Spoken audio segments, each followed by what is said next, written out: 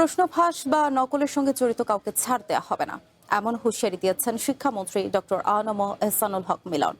সকালে বরিশালে শিক্ষা বোর্ড, মাদ্রাসা শিক্ষা বোর্ড ও কারিগরি শিক্ষা বোর্ডের আওতাধীন কেন্দ্রগুলোর দায়িত্বপ্রাপ্ত কর্মকর্তাদের সঙ্গে মতবিনিময় সভায় এসব কথা বলেন তিনি। মন্ত্রী বলেন, পরীক্ষা চলাকালে কেন্দ্রের ভেতর ও বাইরে কোনো ধরনের বিশৃঙ্খলা বা প্রভাব বিস্তারের চেষ্টা সহ্য করা হবে না।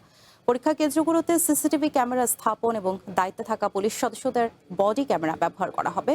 পাশাপাশি পরীক্ষা ব্যবস্থাকে আরও স্বচ্ছ ও জবাবদিহিমূলক করতে উত্তরপত্র মূল্যায়ন প্রক্রিয়াও পর্যবেক্ষণের আওতায় আনা হবে।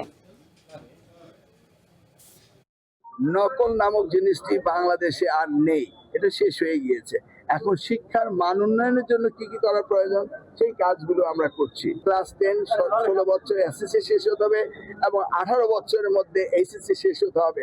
কোথাও আমরা এই নবপ্রজন্ম, এই শিক্ষার্থীদের কোনো সময় আমরা নষ্ট হতে দেব না।